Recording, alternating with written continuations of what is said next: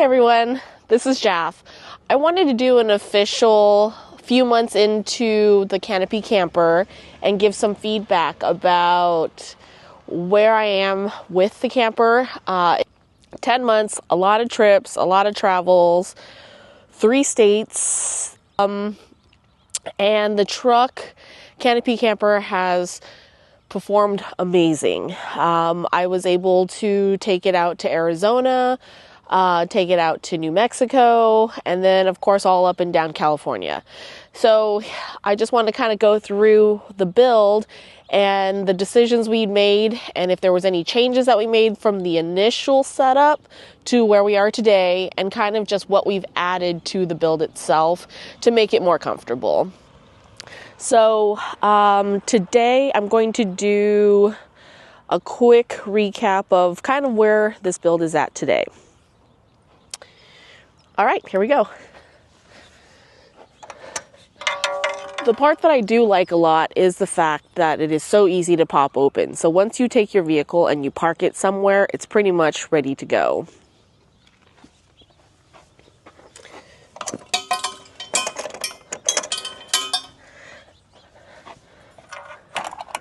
A lot of people have questions about whether or not the Canopy Camper is easy for someone to open or close. I would say it really depends on the person's strength. It is a little bit of arm, but honestly, there's some really heavy-duty struts on the side that do take it up once you pass a certain point. So you really just have to be able to push a little overhead. As far as bringing it down, some people do have to use body weight. But once you get the whole drop going, it's not too shabby. So the saying, it's hard to close, it kind of depends on the person.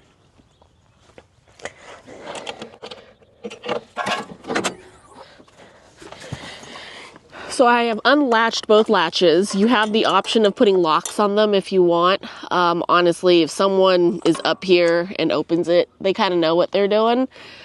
Which is still kind of far and few. So chances are someone's in there is not high. Okay, so just for reference, I'm going to start pushing, and I'm not pushing very hard. But I believe once you get to about a foot up or so, okay, maybe a little bit more, right at about this point, you can feel the struts have taken it, and then it goes up from there. So honestly, like I said, if you're able to push upward, you should be able to get about an arm length reach, well, my arm length reach here. So not too bad as far as the opening. Okay, so our camper is set up to where when we land at a spot, you can pretty much open the back or any of the sides and access what you need and make your way into the camper without having to unload too much. Our entry includes a surf grass mat, which is a nice little padding or landing pad that you can use before you wipe off your feet or whatever you need to do so it's not in the dirt around your camper. So that's our number one thing.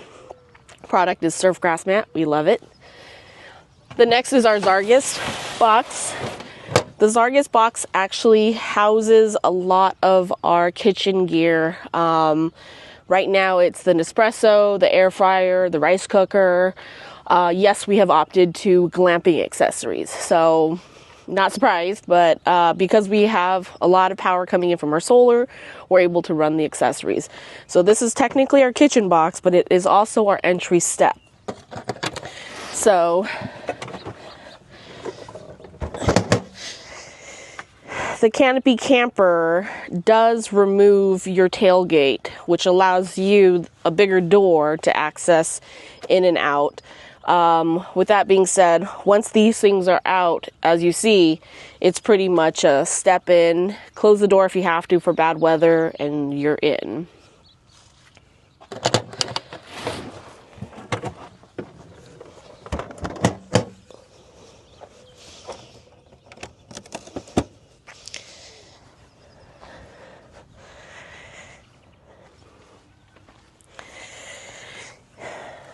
So, the nice part about the Canopy Camper is your sleeping platform is literally right here. The best part about this platform is you don't have to make your bed all the time. You don't have to remove your blankets, pillows, whatever. You literally can just leave it all up there and push the platform up. And the access hatch on the front half allows the platform to stay down if someone was sleeping in there, and you can climb through, or the second person can climb through and out and go do what they need to do if they're early birds and the other one wants to sleep in, or if one person goes to bed early and the other one wants to hang out by the campfire. You have that option of not disturbing your partner while you're camping. Some of the immediate items we have in the camper that we started off initially was the National Luna 60-liter fridge. This is a dual zone fridge.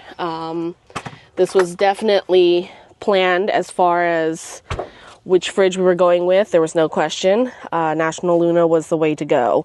This is made in South Africa, and the fridge itself has performed amazing. The fridge does also second as a seat for if we were inside the unit. Obviously someone could sit up there, maybe put like a blanket or seat cushion or something. Super comfy.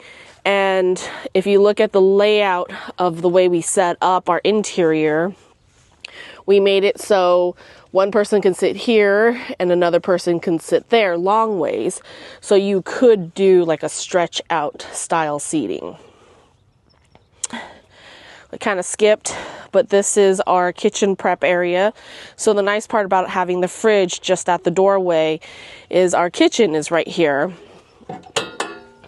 which allows for a real simple table to fold down, GP factor table. And then we have our kitchenware up top here. This is the front runner utensil kit, and we have kind of adapted it with all of our utensils and redid a few things. So we have all the necessities for kitchen prep. You have the fridge where all the food will come out of, and then the table itself to do the prep. So the nice part is it's a real quick setup. If you had to pop into camp, it was late and you needed to start cooking, there you go. Within seconds, you're ready to start preparing food. All right, inside the camper, the cabinetry was done by our friend Al, also known as sponsored by Wifey. He has started making cabinetry for four-wheel camper. He himself has a four-wheel camper, and we asked him to give us a custom build which would fit our needs.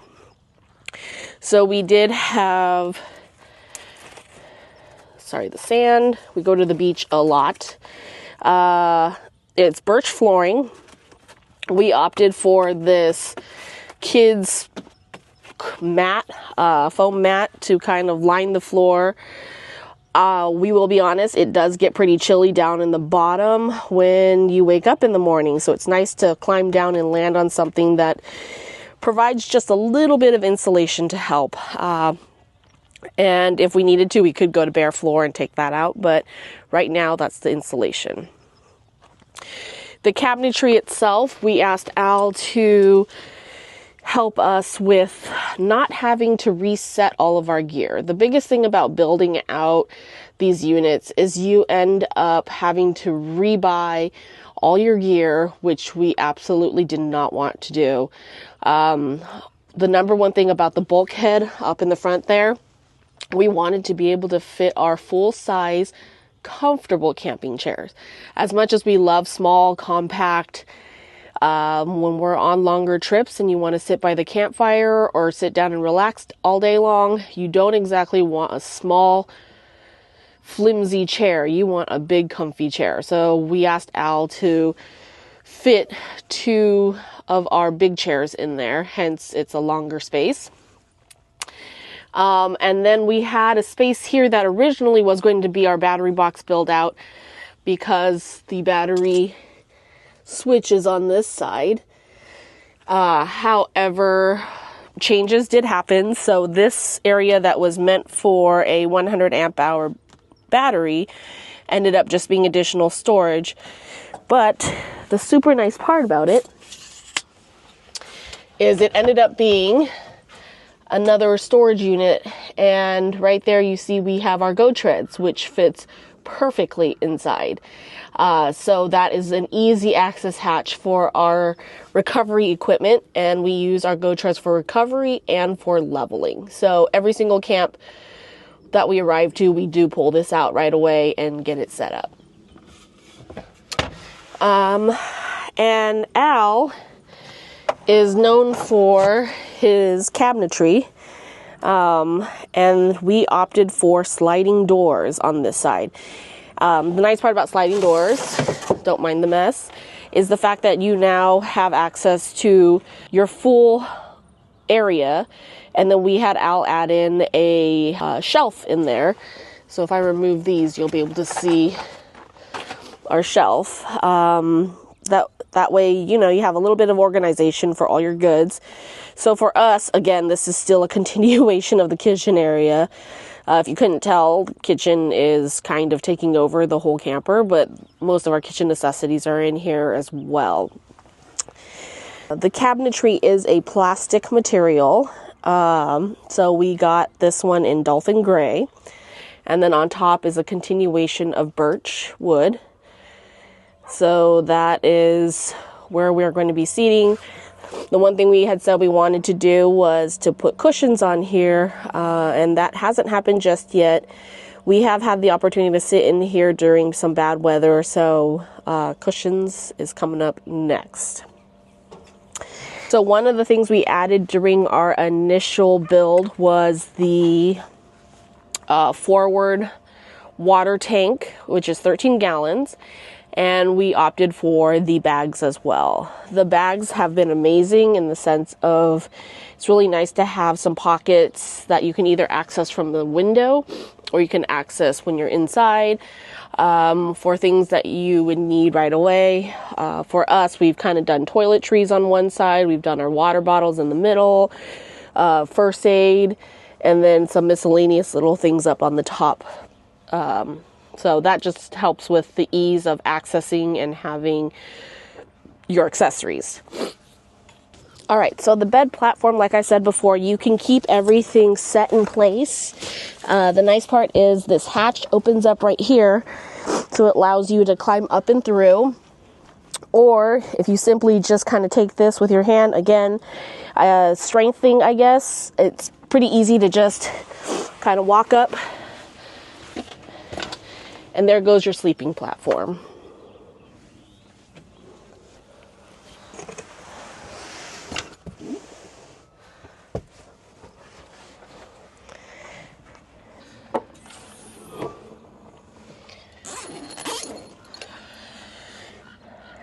So the nice part about mesh is you can leave it down for a little bit of extra privacy, or you can put that guy away. Also too, the windows do also have a canvas material, so if you do need that privacy, you do have the capability of putting that guy down, and now you have complete blackout. The nice part about this camper is it does black out really well, so we have woken up multiple times where the sun has already come up and you don't get that golden hour or blue hour in the morning. It literally is bright. So canvas does really well. If you like blackout, that's another perk of this unit and of the AluCab products. So,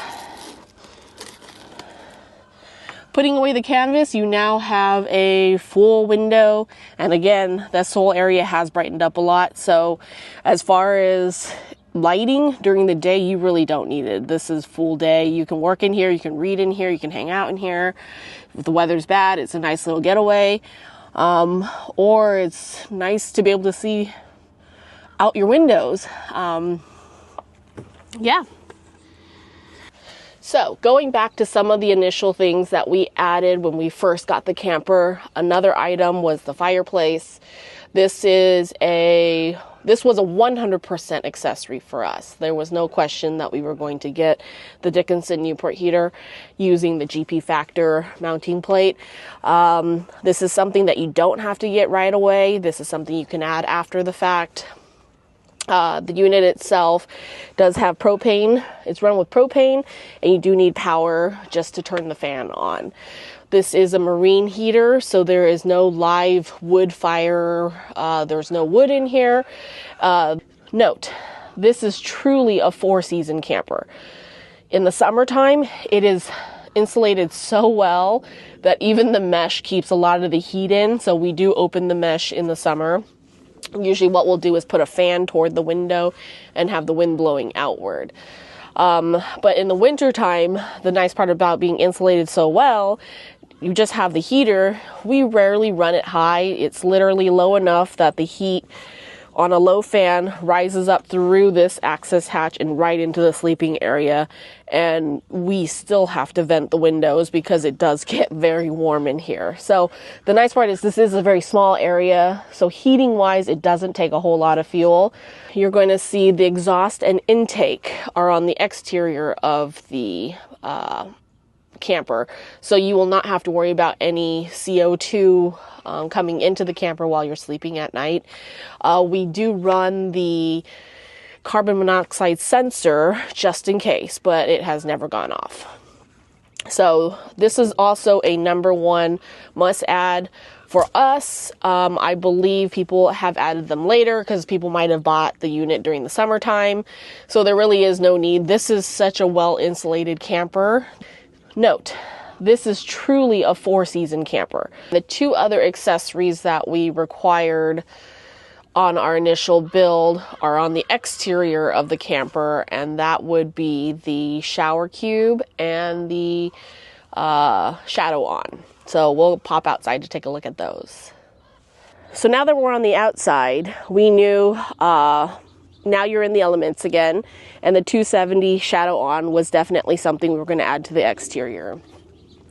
The nice thing about it is you have a nice zipper that protects your awning when it's being stored. Undo it, and it literally is seconds to open. Comes around to the back, and then it connects to the latch.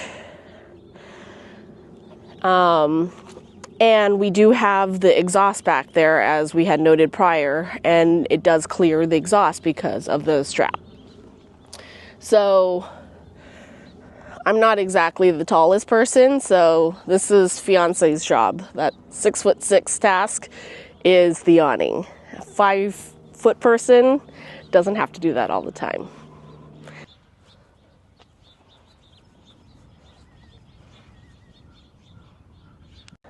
All right, so for the exterior, the second exterior item that was a must on our list was the shower cube. The shower cube is something I can reach. Very easy to open. Once it pops open, you have your shower, your changing room, a restroom. But the shower cube was a must. The material is easily dried, so once you're done with your shower, just kind of leave it open, and then when it's time to go, roll it up, tuck it away, and you're done. We have accidentally left body wash bottles, soap, and toilet paper up there, not on purpose, but it has been able to roll up and still shove and close itself. So honestly, there is a lot of room in there. I wouldn't recommend storing things in there, but you could leave some things if needed, aka toilet paper in case of an emergency. But there's one more thing that if you are installing the canopy camper is the table. So the reason why I bring up the table, when you're installing the canopy camper, the overhang of the sleeping platform is right above your cab. Being above your cab, it is the smallest and tightest area to be able to access. You can kind of see the table there, but the reason why I'm shooting from this angle is this frame has to be riveted all the way through to the other side. So being able to get a rivet gun that's small enough for this space to install later is a challenge. So if you are going to get the canopy camper, you're not committing to the table yet, it might not be in the budget, the number one thing to do is still install the table slide itself, because you won't be able to get to this later. One, it's going to be challenging, it's going to be labor intensive, or you might just have to lift the whole thing off if you had something under here that keeps you from accessing it. So if you want the AluCab table, but you're not committed or it's not within your budget, at least do the slide first. So this is the AluCab table from the other side. The table itself is really easy to access. Release hatch, pull that table out, it pops right open. But the nice part about the table is it's the easiest thing to access once you get to site. So a lot of the same concepts of what you're hearing from Canopy Camper is the fact that it's easy to access, quick, and you know, it's time saving. It makes a difference. So add the table slide first if you know, or if it's not within your budget, but you know you're going to get it. And then the table itself is worth the investment. This is the one table that you can buy that has struts. So when it pops open, it literally pops open with little to no effort. The challenging part is putting struts away because you have to be able to close that precisely. And again, it could be a strength thing where you're able to hold both of them together and push in at the same time. But once it's closed, it's good, pops right under there. And again, quick, easy, you're done. So these aren't items that are hard to sell because the going message is make it easy, make it quick, make it accessible, and then make your outdoor experience as good as pleasant as possible. So kind of just looking around at the unit itself, final feedbacks, and what we've kind of done in the last 10 months. It's been the easiest vehicle to drive somewhere, set up, and be ready to go. The first initial trips were definitely feelers on how we were get things done. The cabinetry was added, I would say maybe a month into the build. We knew we needed that because I'll show a picture, but that thing was crammed so full of stuff and there was no organization and we had to empty the whole thing out to get it out. So a thing to consider when you are building is, yes, you want to do some sort of organization inside. The trick or rule of thumb to think of is what makes it so I can get to camp and be ready to go the second I arrive. Without having to do too much extra work. So hopefully that helps with how you're planning your build when it comes time. I know this is a lot of information. If you have any questions, leave it in the comments below. And we'll be doing some more videos of the walk around and setup and kind of get more into detail. But this is so far our 10-month review of the Canopy Camper and what we've been loving about it. So hands down, worth the investment. We've loved it. And hopefully if this is something you're considering, it'll be worth the investment for sure. So talk soon. Thanks for watching. Like and subscribe.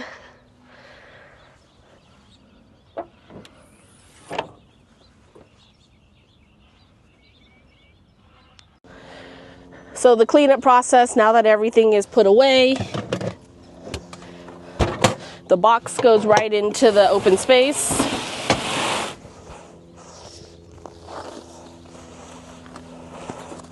And the surf grass mat follows suit.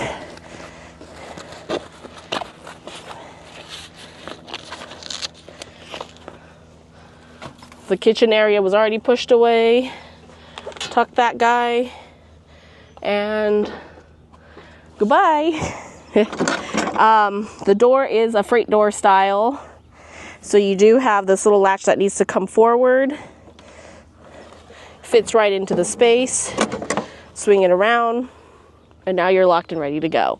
So again, simplicity and ease of process. Hope that helps you make your decision about the next camper that you buy.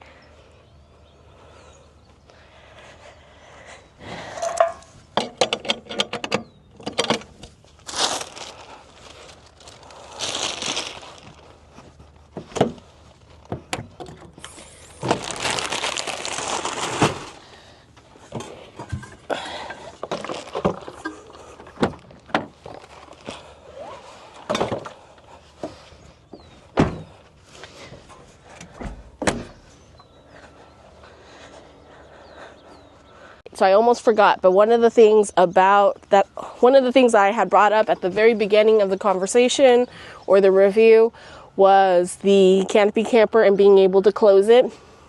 Again, I feel it's a strength thing. Smaller people might be more challenged. Taller people can stand on the ground and reach. But it's an arm thing, and you just kind of got to put your body into it. Everything inside's all tucked away. Platforms are folded down. This is your strap. Make sure it's on the inside of the rubber band, because that rubber band is what pulls your sides in when it starts to come down. So you'll see as I start bringing it in, and see, this goes with overall strength and so on. I'm using my foot to brace on the bottom to give me some resistance. And then as the camper comes down, now I'm past that level. So I'm pretty much just using my body weight to kind of pull and drop as it comes down. At this point, I'm going to tuck the strap back in, get hold of the top handle. You want to put it just right at the entry level point. Give these guys a tuck, check the sides. And even with 4 pillows, a king size down comforter, a mattress pillow layer, and the original mattress itself, this is the closing state. So not exactly challenging, and you're ready for the next trip when you pull over and pop it back up again. So again, the clasps,